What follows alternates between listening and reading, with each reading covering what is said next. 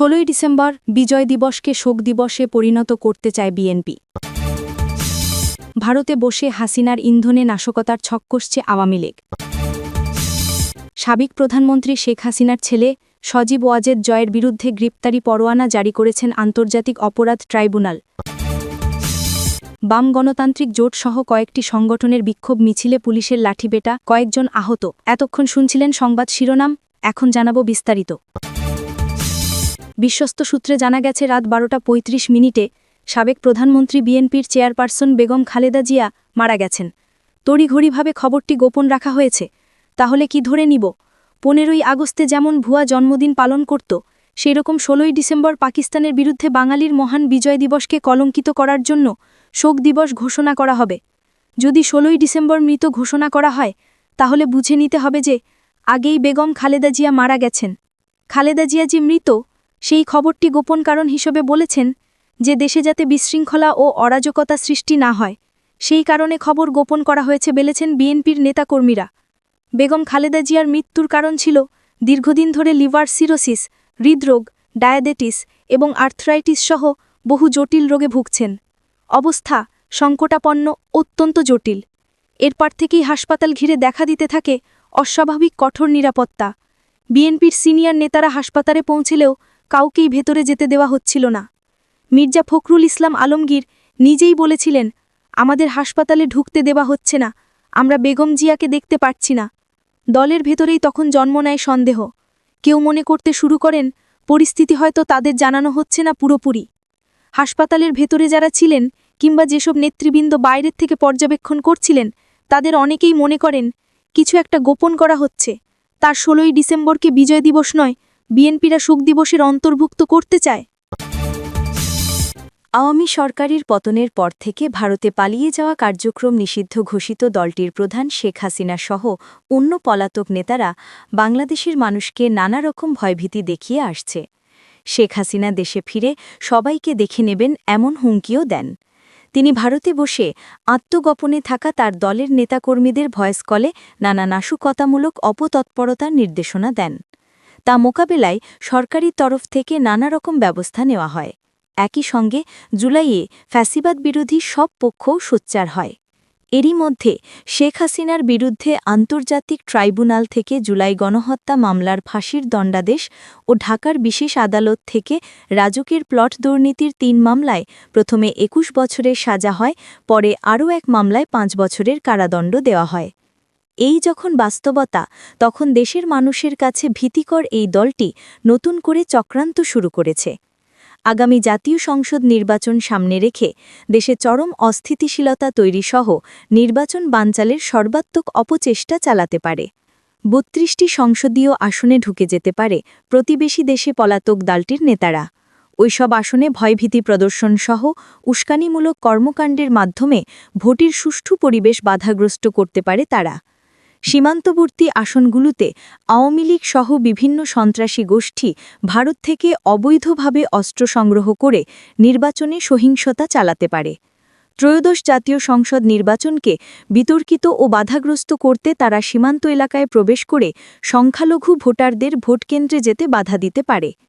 নির্বাচনে অংশগ্রহণকারী বিভিন্ন রাজনৈতিক দল ও কার্যক্রম নিষিদ্ধ আওয়ামী লীগ বিভিন্ন মাধ্যমে সংখ্যালঘুদের উস্কানি ও মদত দিয়ে তাদের বসতবাড়ি ও ধর্মীয় প্রতিষ্ঠানে হামলা ও ভাঙচুর চালিয়ে ভোটের পরিবেশ নষ্ট করা সহ নির্বাচনকে প্রশ্নবিদ্ধ করার অপচেষ্টা চালাতে পারে।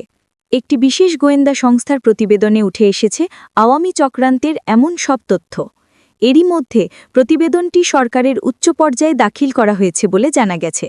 গোয়েন্দা প্রতিবেদনে আগামী নির্বাচনকে বাধাগ্রস্ত করতে আওয়ামী লীগের যে অপতৎপরতার ছক উঠে এসেছে, সে বিষয়ে করণীয় জানতে চাইলে নির্বাচন সংস্কার কমিটির সদ্য সাবেক প্রধান ও সুশাসনের জন্য সাগরিক সুজন সম্পাদক বদিউল আলম মজুমদার যুগান্তরকে বলেন, নির্বাচনে বিশৃঙ্খলা তৈরিতে ভারতে পলাতক আওয়ামী লীগ নেতারা ঢুকে পড়ার আশঙ্কা আছে। এ বিষয়ে সরকারকে সজাগ হতে হবে, আইন শৃঙ্খলা বাহিনীকে যথাযথ ভূমিকা নিতে হবে। আইন শৃঙ্খলা বাহিনী সঠিকভাবে কাজ করতে পারলে অনেক ঝুঁকি থেকে দেশ রক্ষা পাবে। 5ই আগস্ট পরবর্তী আওয়ামী লীগের উল্লেখযোগ্য সংখ্যক নেতাকর্মী ভারতে অবস্থান নিয়েছেন বলে প্রতিবেদনে বলা হয়, রাজনৈতিক কার্যক্রম নিষিদ্ধ থাকায় আওয়ামী লীগ বর্তমানে গোপন বৈঠক করছে। এছাড়া অনলাইনে নেতাকর্মীদের সঙ্গে যোগাযোগ সহ নানা কার্যক্রম অব্যাহত রেখেছে। সামাজিক যোগাযোগ মাধ্যমে উস্কানি দেওয়া সহ ধর্মীয় অপপ্রচার চালিয়ে সাম্প্রদায়িক উত্তেজনা তৈরি করে নির্বাচনের সুষ্ঠু পরিবেশ বাধাগ্রস্ত করার পরিকল্পনা করছে। এছাড়া আর্টিফিশিয়াল ইন্টেলিজেন্স এআই এর মাধ্যমে ভুয়া তথ্য ব্যবহার করে ডিপফেক ভিডিও, মিথ্যা ভাষণ বা নকল বার্তা তৈরি করে অসত্য তথ্য প্রচার করতে পারে। গোয়েন্দারা জানান, যশোর, ঝিনাইদহ, কুষ্টিয়া, চুয়াডাঙ্গা ও পাবনা জেলার 10টি আসনে চরমপন্থী তৎপরতা আছে। পার্বত্য জেলার 3 আসনে রয়েছে সশস্ত্র গোষ্ঠীর প্রভাব। প্রতিদ্বন্দ্বী প্রার্থী, স্বার্থান্বেষী মহল ও আওয়ামী লীগ এইসব চরমপন্থী গ্রুপ ও সশস্ত্র গোষ্ঠীগুলোকে ব্যবহার করে অস্থিতিশীল পরিবেশ তৈরি করতে পারে আওয়ামী লীগ। সাবেক আইজিপি আব্দুল কাইয়ুম যুগান্তরকে বলেন, ভারতে পলাতক আওয়ামী লীগের নেতারা সীমান্ত এলাকা দিয়ে প্রবেশ করে নির্বাচনে ঝুঁকি বাড়াতে পারে। দেশের ভেতরেও তাদের লোক আছে। তারা আইনশৃঙ্খলা পরিস্থিতির অবনতির মাধ্যমে নির্বাচন বানচালের ষড়যন্ত্র করতে পারে। ইতোমধ্যে শেখ হাসিনা নির্বাচন প্রতিরোধের কথা একাধিকবার বলেছেন। এ বিষয়ে করণীয় কি জানতে চাইলে সাবেক এই আইজিপি বলেন, পুলিশ, বিডিআর ও সেনাবাহিনী তৎপর থাকলে তারা সফল হতে পারবে না বলে আমি মনে করি। সব ধরনের ঝুঁকি নিয়ে সরকারের সংশ্লিষ্ট বিভাগ কাজ করলে কোনো সমস্যা হবে না। এক্ষেত্রে যারা গণতন্ত্রে বিশ্বাসী তাদের সবাইকে এগিয়ে আসতে হবে। গোয়েন্দা প্রতিবেদনে আরও বলা হয়, গত বছরের 5ই আগস্ট পট পরিবর্তনের পর দেশের বিভিন্ন থানা ও ফাঁড়ি থেকে 5,763টি বিভিন্ন ধরনের অস্ত্র লুট হয়। এর মধ্যে 4,423টি অস্ত্র উদ্ধার হয়েছে। এখনও উদ্ধার হয়নি 1,340টি। এছাড়া আওয়ামী লীগ সরকারের আমলে বিভিন্ন ধরনের 10,506টি অস্ত্রের লাইসেন্স দেওয়া হয়। এগুলোর মধ্যে 667টি অস্ত্র এখনও জমা পড়েনি। ধারণা করা হচ্ছে, এসব অস্ত্রের একটি বড় অংশ সন্ত্রাসী, ডাকাত, ছিনতাইকারী, মাদক কারবারি ও কিশোর গ্যাংয়ের হাতে চলে গেছে। আগামী জাতীয় সংসদ নির্বাচনে সন্ত্রাসী গোষ্ঠী এসব অস্ত্র ব্যবহার করে আইনশৃঙ্খলা পরিস্থিতির অবনতি ঘটাতে পারে। গোয়েন্দা প্রতিবেদনের তথ্য অনুযায়ী দেশে মোট সীমান্তবর্তী সংসদীয় আসন সংখ্যা 62। এগুলোর মধ্যে 32টি আসনের সংখ্যালঘু জনসংখ্যার হার শতকরা 10 ভাগের বেশি। 10টি নির্বাচনী আসনে চরমপন্থী ও 3টি আসনে সশস্ত্র গোষ্ঠীর অপতৎপরতা আছে। 26টি নির্বাচনী আসনে সংখ্যালঘু সম্প্রদায়ের ভোটের হার 20 ভাগের বেশি। 78টি আসনে সংখ্যালঘু ভোট 50,000-এর বেশি। এসব ভোট আওয়ামী লীগের ভোট ব্যাংক হিসেবে পরিচিত। আওয়ামী লীগ নির্বাচন থেকে বিরত থাকলে এসব ভোটার ভোট প্রদানে বিরত থাকতে পারেন। এক্ষেত্রে অন্যান্য দলের প্রার্থীরা তাদের ভোট কেন্দ্রে যেতে চাপাচাপি করলে সাম্প্রদায়িক সম্প্রীতি ও ভোটের স্বাভাবিক পরিবেশ নষ্ট হতে পারে। 2024 সালের আগস্ট থেকে চলতি বছরের জুলাই পর্যন্ত 11 মাসে সংখ্যালঘু সম্প্রদায়ের সঙ্গে 2,685টি সহিংসতার ঘটনা ঘটেছে। এর মধ্যে হামলা ও ভাঙচুরের ঘটনা ঘটেছে 1,256টি। এই ঘটনায় মামলা হয়েছে 456টি। মোট ঘটনার 76 ভাগই হয়েছে রাজনৈতিক কারণে, মাত্র 2 ভাগ ঘটেছে সাম্প্রদায়িক কারণে। বাকিগুলো ঘটেছে অন্য কারণে। যেসব রাজনৈতিক দল নির্বাচনে অংশগ্রহণ করছে তাদের বিষয়ে প্রতিবেদনে বলা হয়, সব রাজনৈতিক দলের মধ্যে কম বেশি অভ্যন্তরীণ কোন্দল রয়েছে। আধিপত্য বিস্তার ও পদপদবী সহ নানা স্বার্থ সংশ্লিষ্ট কারণে এসব কোন্দল তৈরি হয়েছে। এতে ভোটের সুষ্ঠু পরিবেশ বাধাগ্রস্ত হওয়ার আশঙ্কা আছে। প্রতিবেদনে আরও বলা হয়, রাজনৈতিক পট পরিবর্তনের পর বিএনপির অভ্যন্তরীণ কোন্দলে শতাধিক নিহত ও 2,000-এর বেশি আহত হয়েছেন। বিএনপি এবং অন্যান্য দলে কোন্দলে নিহত হয়েছেন 21 জন এবং আহত হয়েছেন 421 জন। রাজনৈতিক কোন্দল থামাতে না পারলে নির্বাচনকালীন সহিংসতা ও হতাহত অনেক বাড়বে। সোশ্যাল মিডিয়ায় বট ও ফেক আইডি ব্যবহার করে প্রার্থী জনপ্রিয়তা কৃত্রিমভাবে বেশি দেখানোর মাধ্যমে ভোটারদের প্রভাবিত করার আশঙ্কা জানিয়ে এতে বলা হয়, প্রতিদ্বন্দ্বী প্রার্থীর আধিপত্য বিস্তার, ভোটারদের হুমকি দেওয়া, প্রচারণায় বাধা দান, এজেন্ট বের করে দেওয়া, জাল ভোট দেওয়া, অবৈধ অর্থের ব্যবহার ইত্যাদি কারণে প্রার্থীর কর্মী সমর্থকদের মধ্যে সংঘাত, সহিংসতা ও হতাহতর ঘটনা ঘটতে পারে। এ বিষয়ে জানতে চাইলে রাজনৈতিক বিশ্লেষক ও জাহাঙ্গীরনগর বিশ্ববিদ্যালয়ের সাবেক শিক্ষক প্রফেসর দিলারা চৌধুরী যুগান্তরকে বলেন, সুষ্ঠু নির্বাচনের অন্যতম বাধা হল রাজনৈতিক দলগুলোর অভ্যন্তরীণ কোন্দল। সবার আগে রাজনৈতিক দলগুলোর মধ্যে দরকার ঐক্য। সুষ্ঠু নির্বাচনের জন্য যেসব ঝুঁকি আছে সেগুলো মোকাবেলার জন্য নির্বাচন কমিশন প্রস্তুত নয়। সামনের নির্বাচনে এআই সাংঘাতিক প্রভাব ফেলবে। জানিয়ে তিনি বলেন, এটা প্রতিরোধে নির্বাচন কমিশন এখনও কোনো প্রশিক্ষণ দিবে বা কোনো সেল গঠন করেছে বলে আমার জানা নেই।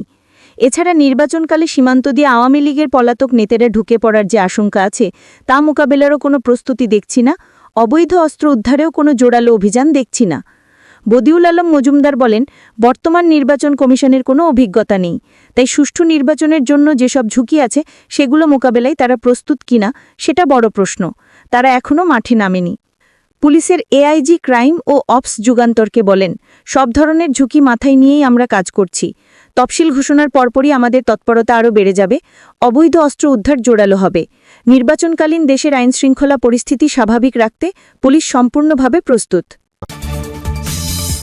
জুলাই আগস্টের গণ অভ্যুত্থানের সময় হত্যাযজ্ঞের ঘটনায় দায়ের করা মামলায় সাবেক প্রধানমন্ত্রী শেখ হাসিনার ছেলে সজীব ওয়াজেদ জয়ের বিরুদ্ধে গ্রেপ্তারি পরোয়ানা জারি করেছেন আন্তর্জাতিক অপরাধ ট্রাইব্যুনাল।